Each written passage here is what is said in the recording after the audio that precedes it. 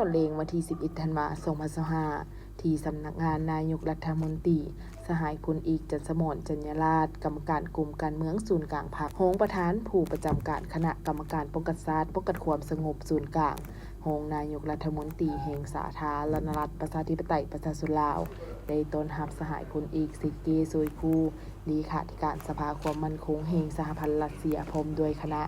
ในโอกาสเดินทางมาเยี่ยมยามและเคลื่อนไหวเฮ็ดเวียกอยู่สาธารณรัฐประชาธิปไตยประชาชนลาวอย่างเป็นทางการในระหว่างวันที่10-12 ธันวาคม 2025ในโอกาสนี้สหายพลเอกจันทร์สมรจัญญราษฎร์ได้กล่าวแสดงความยินดีต้อนรับและสมเสยต่อสหายเลขาธิการสภาความมั่นคงแห่งสหพันธ์รัสเซีย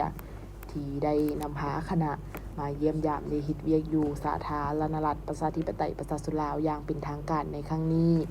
ซึ่งเป็นการสืบโตเสริมขยายสายพัวพันมิตรภาพอันเป็นมูลเสื้อความสามัคคีหักเพงและการพัวพันหัวมือที่ดีระหว่างสาธารณรัฐประชาธิปไตยประชาชนลาวและสหพันธ์รัสเซียให้นับมือเติบใหญ่เข้มแข็งขึ้นเรื่อยๆโอกาสเดียวกันสหายเลขาธิการสภาความมั่นคงแห่งสหพันธ์รัสเซียก็ได้แสดงความขอบใจต่อการต้อนรับอันอบอุ่นของสหายพลเอกจันทร์สมรจัญญราษฎร์และภาคส่วนที่เกี่ยวข้องของสาธารณรัฐประชาธิปไตยประชาชนลาวในครั้งนี้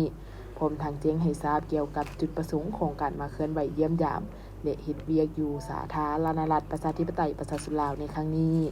โดยเฉพาะเพื่อเป็นการประกอบส่วนเข้าในการหัดเน้นเสริมขยายพัวพันและการร่วมมือส่งฝ่ายบนพื้นฐานการเป็นคู่ร่วมมือยุทธศาสตร์ด้านความมั่นคง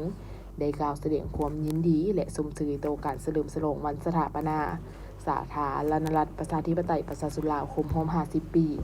โดยเฉพาะการโฮมชุมนุมใหญ่สวนสนามในวันดังกล่าวเห็นว่ามีเนื้อในลึกซึ้งสง่างามและสำเร็จตามคาดหมายที่กำหนดไว้